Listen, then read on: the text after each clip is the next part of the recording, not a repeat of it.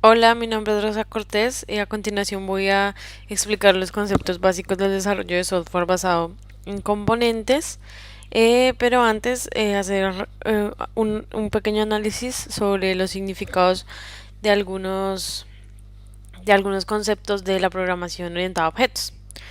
Básicamente la programación orientada a objetos nace con la necesidad de hacer que los códigos programados fueran un poco más sencillos y a su vez que permitieran al programador ser reutilizados por otros.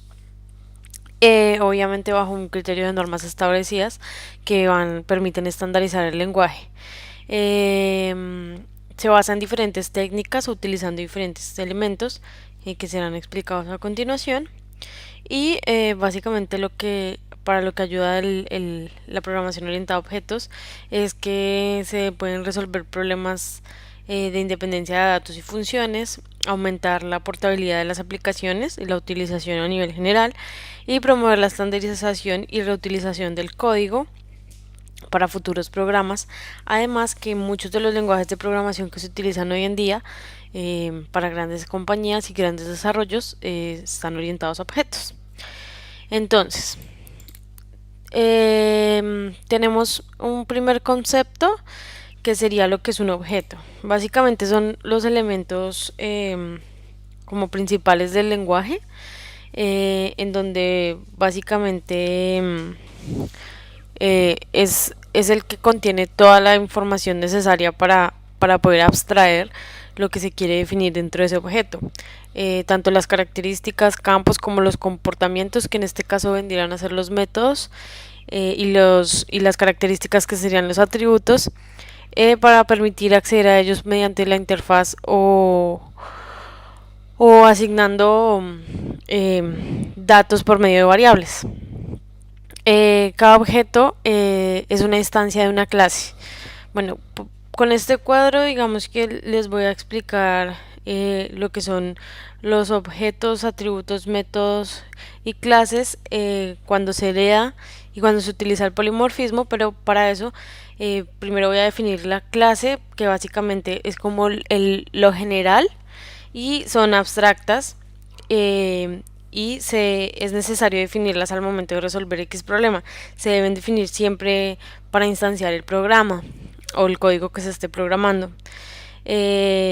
Para la relación entre clases se utiliza lo que es la herencia y básicamente una clase es una plantilla que define las variables y los métodos que son comunes entre todos los objetos de un cierto tipo que existan en el código. Eh, Como podemos ver en este cuadro que les estoy mostrando, mmm, digamos nuestra clase general serían los animales. El nombre del objeto que vamos a definir o con el que vamos a trabajar sería el perro. ¿Sí? Porque sabemos que la clase animal es una clase muy grande y existe cualquier tipo de animal de, digamos, no sé, perro, vaca, cocodrilo, pero entonces en este caso vamos a trabajar con el objeto perro, al cual se le pueden asignar unos atributos y unos métodos. ¿Qué pasa con los métodos? Son más generales: comer, dormir, ladrar. Sabemos que comer pueden comer otros animales, pero si yo quisiera nombrar una característica más específica de ese objeto que estoy nombrando, le creo unos atributos, que en este caso, como ven, el atributo sería Camila, pequeño, y ladrido agudo, que son características puntuales de ese objeto que estoy eh, seleccionando al comienzo. Viene ya todo el tema de cómo serían las características. Sin embargo, antes de esto me gustaría explicar la diferencia entre clase y objeto, ya que muchas veces no queda claro y se puede prestar para una mala elaboración del código. Entonces, básicamente las clases son las que uno define cuando se encuentra codificando el programa. En cambio, los objetos se crean en el momento en que el programa se ejecuta. En ese momento es cuando el objeto, digamos que cobra como un valor del programa. Y los objetos generalmente tienen estados, o lo que les estaba explicando sobre los atributos y los métodos. Los objetos tienen como unas características específicas que los hacen, que hacen, que nos permiten trabajar con el que necesitamos según lo que queramos, la dificultad que queramos solucionar. Y acá dentro de esto ya entra lo que son las herencias. La herencia es lo que permite definir, tener una relación jerárquica dentro de lo que estemos programando. Permite definir clases nuevas partiendo de las clases que ya están creadas y básicamente se llama la clase padre y las que heredan son las clases hijo. Dentro de las herencias, acá tenemos un ejemplo de lo que sería la herencia. Entonces tenemos una clase que se llama bicicletas, ¿sí? Porque hay muchos tipos de bicicletas, a la cual digamos que le creamos tres objetos que vendría siendo uno bicicleta de montaña, otro bicicleta de carretera y el otro un tándem. ¿Qué pasa ahí? Cuando nosotros creamos o queremos mostrar lo que es la herencia, a cada uno de estos objetos ellos están heredando de la clase las características generales que tiene una bicicleta, que tiene frenos, que tiene ruedas, que es para movilizarse, son características generales que se pueden heredar. Sin embargo, dentro de esto también entramos a hablar de algo que se llama el polimorfismo, que es cuando dos o más objetos se relacionan de forma diferente frente a un mismo mensaje o frente a una misma situación. Se aplica para todos los métodos que adoptan varias formas de implementación según los tipos de objetos que se estén trabajando, pero siempre enfocados a cumplir el mismo objetivo. ¿Qué pasa acá? Tenemos, por ejemplo, definido el objeto figura con los métodos de calcular área. Sabemos que nosotros le podemos calcular el área a un cuadrado o a un círculo, pero ¿qué pasa? Cada uno de ellos tiene una forma diferente de hallar el área, no es la misma fórmula matemática. Entonces, ¿qué se hace? Cada uno responde al mismo método de calcular área, pero de manera individual según la manera en la que pues se calcula el área de cada uno, porque se están definiendo sus propios métodos dentro de cada objeto que se instancia.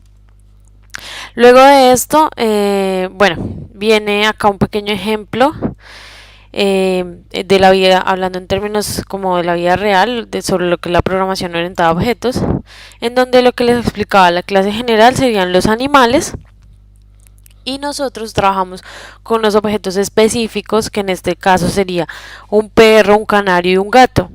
Y a cada uno de esos objetos yo les defino un método que son puntuales para cada uno. Por ejemplo, el perro ladra, salta y come, el canario vuela, come y canta, y el gato maulla, come y caza. En este caso nos podemos dar cuenta que ellos están heredando de la clase principal unas características que ya vienen definidas desde el comienzo, que es comer, los tres comen, pero si nos damos cuenta a cada uno de ellos también le estamos generando una característica individual que no la estarían heredando, sino nosotros la estaríamos llamando dentro de cada objeto, que es por ejemplo que el perro ladra, en cambio el canario vuela y el gato maulla, que son características ya digamos puntuales o generales de cada uno que no se comparten con los otros. Tenemos por acá, bueno, acá también hay otro ejemplo. Entonces tenemos una clase principal que sería los jugadores, ¿sí? Y tenemos los objetos definidos y tenemos un objeto que se llama Scooby y el otro que se llama Tabby, y a cada uno de ellos le generamos unos atributos específicos como atributos de datos, en donde cada uno tiene diferentes diferentes, digámoslo, como resultados y si comparamos las propiedades, no las están heredando de la clase porque, digamos, uno tiene la ubicación número 5, el otro la 18 y en cuestión del atributo dinero, no, los dos tienen diferente cantidad.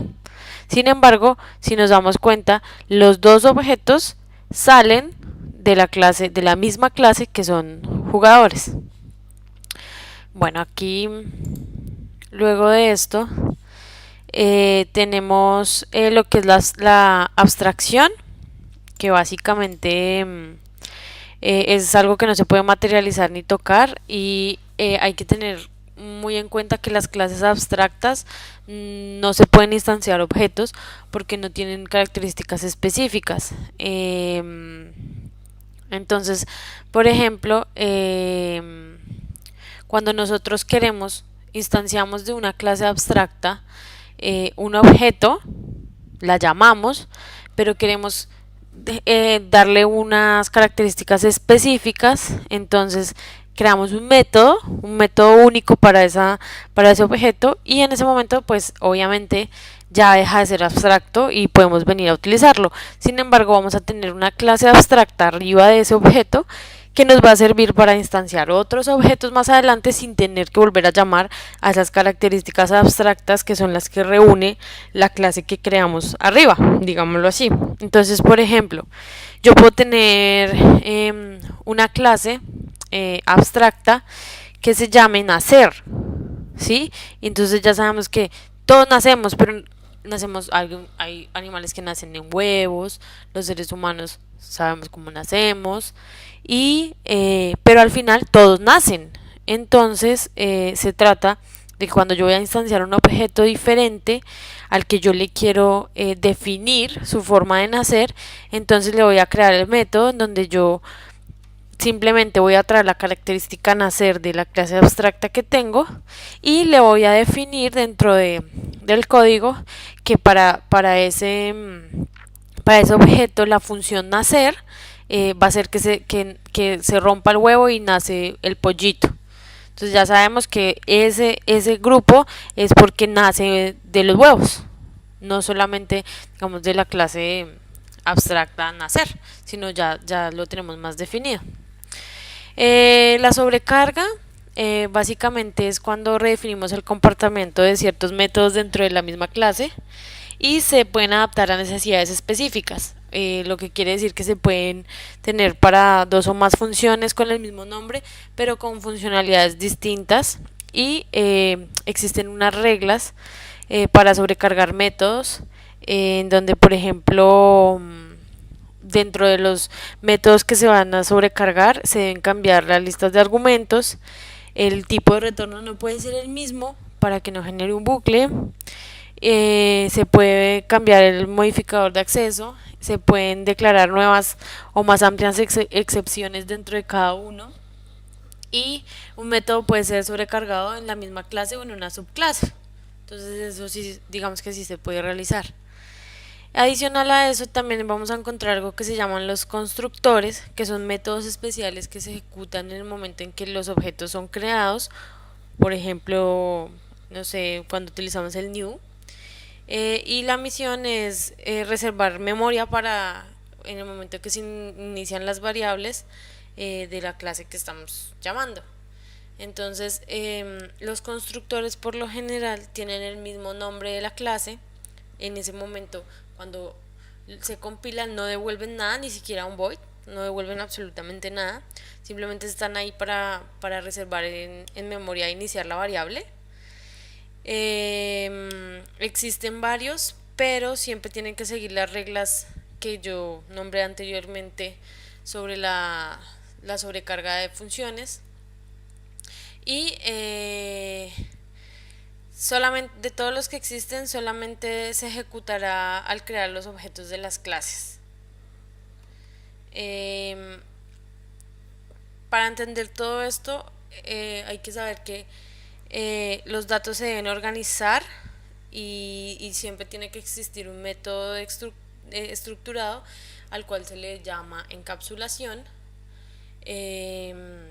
y evita el acceso a los datos digamos que, a funciones que no queremos que lleguen y accedan a datos específicos cuando queremos cuidar o limpiar el código. Y se tienen tres niveles de acceso, que sería el público, en donde pues todo puede acceder a todos los datos o métodos del nivel de la clase que se quiere proteger. Está el protegido, en donde no, por lo general no son de acceso al público y solo se puede acceder a ellos dentro de la clase o de las subclases que se están trabajando. Y los privados, que se declaran miembros accesibles solo para las propias clases que se están trabajando. Digamos, un ejemplo, no sé, necesito que el programa acceda al color del vehículo, ¿sí? Entonces, ¿qué voy a hacer? Voy a declarar qué color va a ser eh, privado, protegido, público. Pues en este caso, como yo quiero que realmente sí acceda a la característica color, va a ser público para que pueda entrar dentro de las características y ver el color de lo que yo le esté solicitando al software. Después de esto, bueno, existe algo que se llama el desarrollo basado en componentes, que básicamente tiene sus bases en reutilizar piezas de código ya elaboradas para permitirse realizar diversas tareas.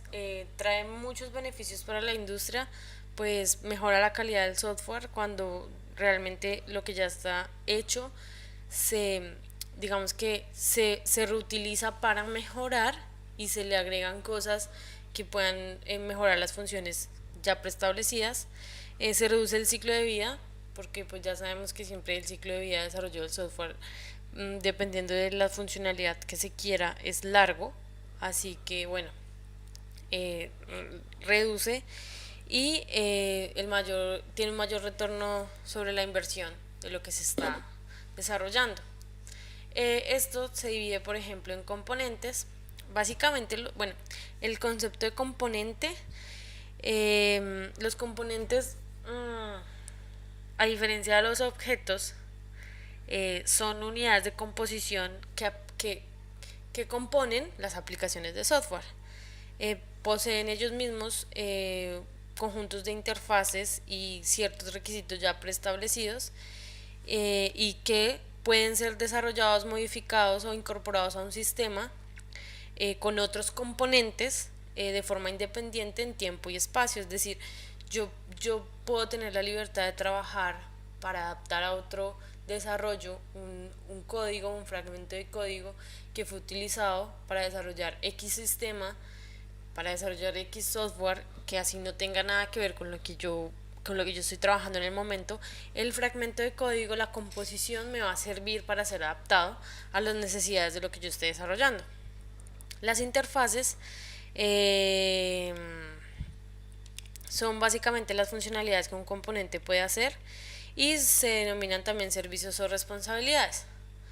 Las características de los componentes es que por lo general son identificables, no pueden ser reemplazados por otros componentes, sino que se deben, o sea, yo no puedo utilizar, abrir el código fuente de, no sé, de X software e ir y extraer un componente y colocar uno que yo haya hecho, porque va a afectar todo el sistema y todo el funcionamiento de los demás códigos. Por eso es que se debe construir lo que yo quiera a raíz de software reutilizado, se debe construir y hacer que todo funcione como si fuera uno solo, pero no sin dejar que de pronto otra persona venga y digamos que adapte o reemplace las piezas de mi componente. Y bueno, obviamente esto puede generar que el software no funcione de la misma manera. Solamente se debe ingresar a ellos a través de la interfaz. Siempre tiene que estar documentado. Por lo general se trabaja de forma genérica.